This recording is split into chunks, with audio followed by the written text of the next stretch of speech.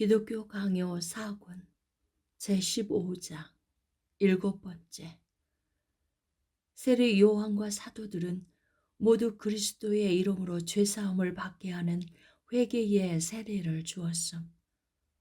다만 전자는 그를 앞으로 오실 분으로, 후자는 그를 이미 나타나신 분으로 삼았음.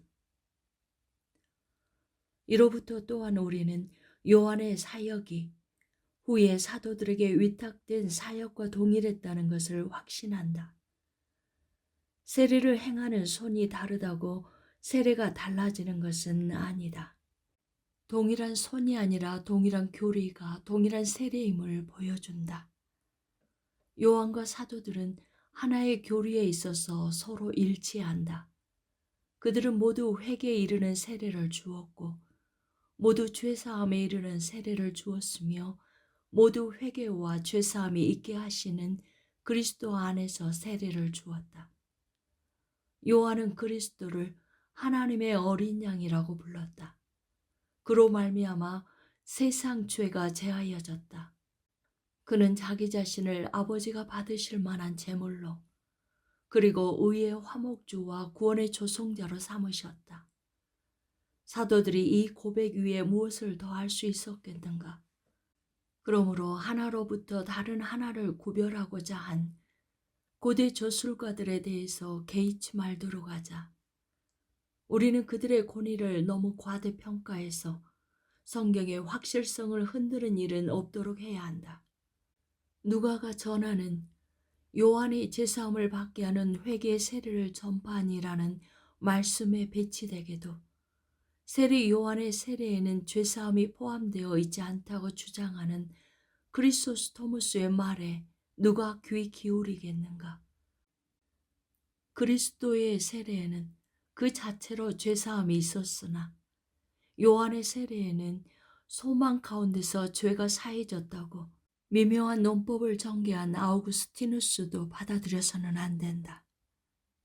왜냐하면 복음의 기자는 요한이 자기의 세례에서 죄사함을 약속했다고 분명히 입증하고 있기 때문이다.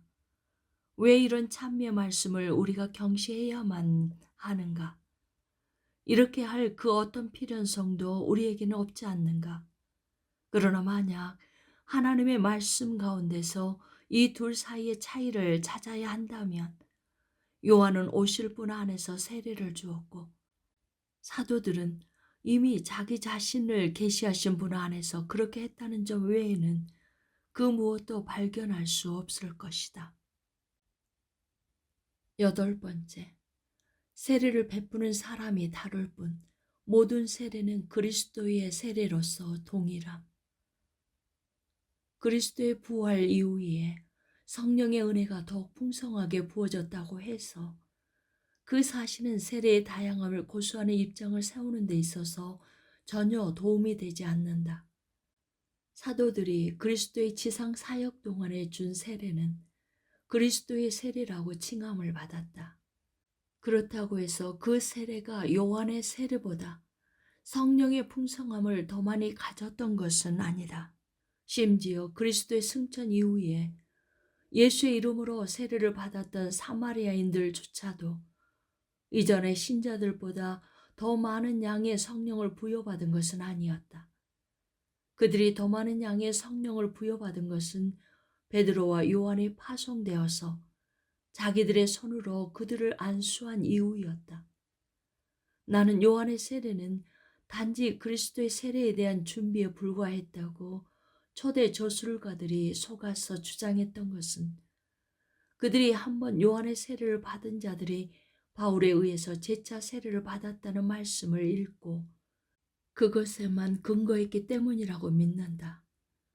그들이 얼마나 심하게 속고 있는지에 대해서는 적절한 곳에서 더욱 분명하게 설명될 것이다. 그렇다면 요한이 자기는 물로 세례를 주나 성령과 불로 세례를 주신 그리스도가 오실 것이라고 말한 뜻은 무엇인가? 이는 몇 마디의 말로서 간단하게 설명할 수 있다. 여기에서 요한은 어느 한 세례를 다른 세례와 구별하고자 한 것이 아니었다. 단지 그의 뜻은 물의 사역자인 자기 신분과 성령의 수요자이신 그리스도의 신분을 비교하는 데 있었던 것이다. 이러한 그리스도의 능력은 그가 불의 혀들 아래로 성령을 보내신 가시적인 기적으로 선언되었다. 사도들이 이것 외에 무엇을 더 자랑할 수 있었겠는가? 오늘날 세례를 주는 자들 역시 마찬가지 아닌가? 왜냐하면 그리스도는 내적인 은혜의 조성자이시나 그들은 모두 단지 외부적인 표징의 사역자들일 뿐이기 때문이다. 동일한 고대 저술가들도 모든 곳에서 이를 가르치며 특히 도나투스주의자들과 논쟁을 벌였던 아우구스티누스는 이에 대해서 세례를 주는 자가 누구이든 간에 그리스도가 감독하신다고 간단하게 옹수했다. 9번째, 세례를 예표하는 구약의 표징들 역시 그리스도 안에서 자기의 육체를 죽이는 것과 씻음을 제시함. 우리가 육체를 죽이는 것과 씻음에 대해서 말했던 것 모두가 이스라엘 백성에게 예표되었다. 이러한 이유로 사도는 그들이 구름과 바다에서 세례를 받고 라고 전한다. 육체를 죽이는 것은 여호와가 바로의 지배와 잔인한 예속으로부터 그들을 구출해 내실 때 그들을 위해서 홍해를 통하여서 길을 평탄하게 내셨으며 등 뒤로 육박해서 목에까지 임박했던 바로 자신과 애굽의 군사들을 수장하셨던 일에 의해서 형상화되었다. 이와 동일한 방식으로 또한 주님은 세례 가운데서 우리에게 약속하시고 표징을 주심으로써 우리가 애굽의 유폐로부터 즉 죄의 예속으로부터 주님 자신의 능력으로 인도함을 받고 해방되었다는 것과 우리의 바로가 즉 쉼없이 우리를 몰아붙이고 피곤하게 하는 마귀가 수장되었다는 것을 보여주신다. 저 애굽 사람 바로는 바다의 심연에 던져지지 않고 해변에 엎드려져서 무서운 모습으로 이스라엘인들을 여전히 놀랍게 하기는 했지만 더 이상 무슨 해를 끼칠 수는 없었다. 마찬가지로 우리의 적인 마귀는 여전히 위협하고 군장을 과시하며 으스대나 결코 우리를 이길 수 없다. 구름의 씻겨냄의 징표가 있었다. 여호와는 맞은편의 구름으로 그들을 가리시고 시원함을 주셔서 그들이 무자비한 태양의 열기로 쇠약해지거나 시들지 않게 하셨다. 마찬가지로 우리는 세례 가운데서 그리스도의 피로 가려지고 보호되므로 견뎌낼 수 없는 화염과 같은 하나님의 엄격하심이 결코 우리를 엄습하지 못한다. 비록 이 비밀이 당시에는 희미했고 소수에게만 알려졌으나 육체를 죽이는 것과 씻음, 이 두 가지 은혜 외에는 우리가 구원을 얻을 다른 길이 없기 때문에 하나님은 친히 자기 상속자들로 삼으신 고대의 조상들에게서 그 두 가지 은혜의 표를 빼앗으려고 하지 않으셨다. 10번째, 첫째, 세례는 원죄의 사함을 인침. 이제 명백하게 드러난 바는 세례를 통하여서 우리가 아담으로부터 모든 후손에게 퍼진 원죄와 오염에서 방면되고 구속되며 아담이 만약 처음 창조되었던 그 순전함에 머물러 있었다면 얻게 되었을 것과 동일한 의와 본성의 순수함으로 회복될 것이라는 오랫동안 횡행해온 어떤 사람들의 가르침이 매우 잘못되었다는 사실이다. 이런 부류의 교사들은 원죄가 무엇인지 원의가 무엇인지 세례의 은혜가 무엇인지 절대 이해하지 못했기 때문이다. 앞에서 이미 논의되었듯이 원죄는 먼저 우리를 하나님의 진노에 속한 범죄자들로 삼고 또한 성경에서 칭하는 육체의 일을 우리 안에서 양산하는 우리의 본성의 불량과 오염이다. 그러므로 우리는 다음 두 가지를 신중하게 주목해야 한다.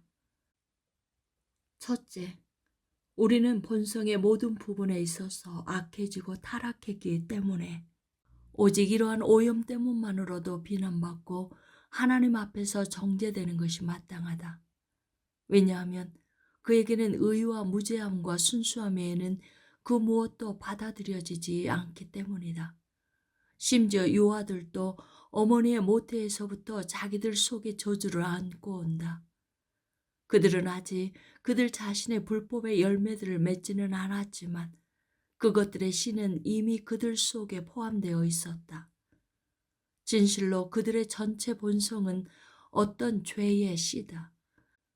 따라서 그것은 하나님께 가증하고 혐오스러운 것이 될 수밖에 없다. 신자들은 세례를 통하여서 자기들에게서 이 저주가 제거되었으며 격퇴되었다고 확신한다.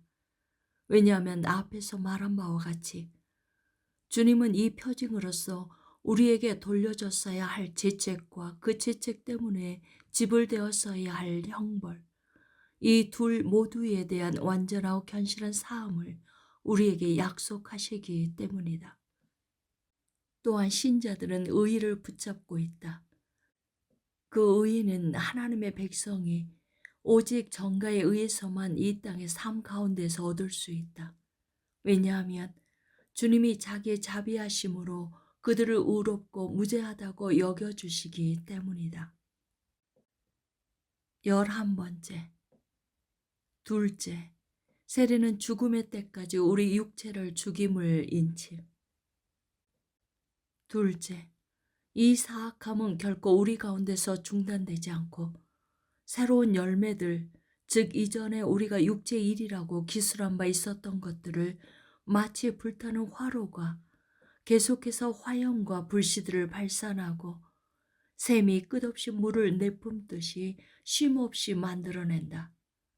왜냐하면 사람들의 정욕은 죽음을 통하여서 죽음의 육체로부터 자유롭게 되어 그들 자신의 옷을 완전히 다 벗을 때까지는 그들 안에서 절대 손쉽게 죽지 않으며 소멸되지 않기 때문이다.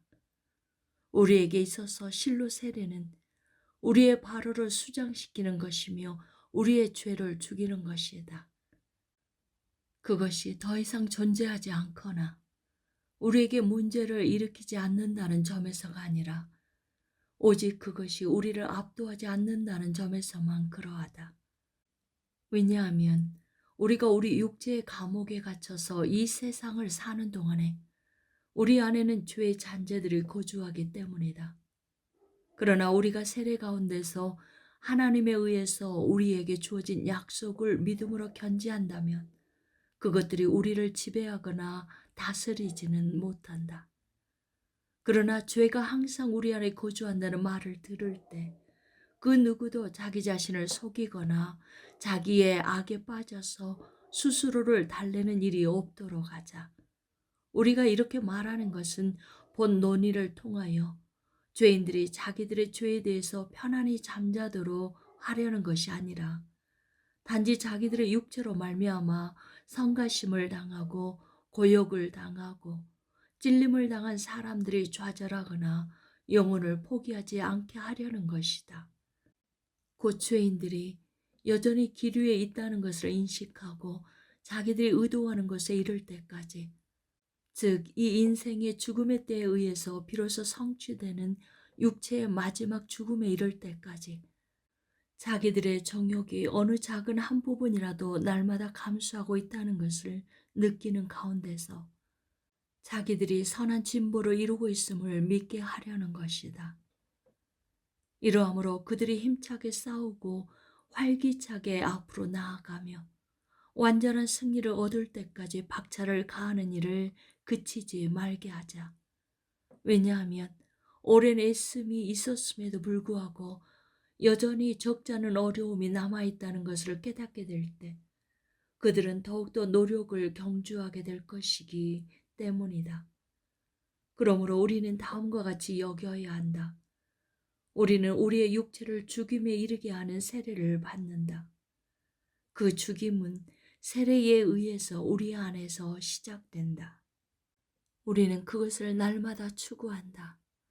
그것은 우리가 이 삶을 마치고 주님께 옮겨갈 때 완성될 것이다.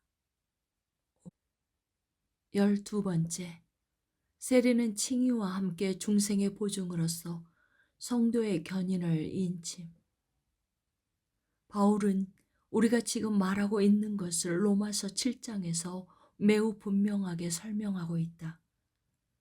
그는 값없는 의에 대해서 논의한 후에 어떤 불경건한 자들이 이에 근거해서 우리가 행위의 공로를 통하여 하나님께 받아들여진 것이 아니기 때문에 우리의 유욕을 쫓아 살아도 된다는 그릇된 추론을 하고 있다는 사실을 지적하고, 그리스도의 의로 옷 입은 자들은 그렇게 됨과 동시에 성령에 의해 중생하게 된다는 사실과 세례 가운데서 이러한 중생에 대한 보증을 지니게 된다는 사실을 천명한다. 그리고 신자들에게 죄가 그들의 지체들을 지배하지 못하게 하라고 권고한다. 이는 신자들에게는 어떤 연약함이 항상 존재한다는 사실을 그가 알고 있었기 때문이다. 그리고 그들이 그 연약함으로 인하여 낙담하지 않도록 그들이 율법 아래에 있지 않다는 사실을 덧붙인다. 그러나 바울은 그리스도인들이 더 이상 율법의 멍에 아래 있지 않다는 것을 빌미로 오만불순하게 될 수 있었으므로 율법의 폐지가 무엇을 뜻하는지 다루고, 동시에 율법의 용법이 무엇인지에 대한 지금까지 두 차례 연기했던 질문에 대해서 답한다. 그 요체는 우리가 그리스도께 부착하기 위해서 율법의 엄격함에서 자유롭게 되었다는 것이다. 진정 율법의 직분은 우리가 우리의 사악함으로 정죄되어 우리의 무능과 비참함을 고백하게 하는 데에 있다. 그런데 본성의 사악함이 하나님에 대한 두려움이 없이 자기의 욕정에 탐닉하는 속된 사람에게 너무 쉽게 나타나기 때문에 바울은 자기 자신을 중생한 사람의 예로 들어서 설명한다. 그는 자기가 자기 육체에 남아있는 것들과 항구적인 씨름을 하고 있으며 비참한 옛 속의 사슬에 묶여 사로잡혀 있으므로 자기 자신을 거룩하게 하여 하나님의 율법에 전적으로 순종하게 할 수 없다고 말한다. 그래서 그는 신음하면서 다음과 같이 외치지 않을 수 없게 된다. 오라, 나는 공고한 사람이로다. 이 사망의 몸에서 누가 나를 건져내랴. 하나님의 자녀들은 살아있는 동안에 수인으로 감옥에 갇혀 있기 때문에 이 두려움을 이기지 못한다면 그들 자신의 위험에 대해 심한 근심을 하지 않을 수 없다.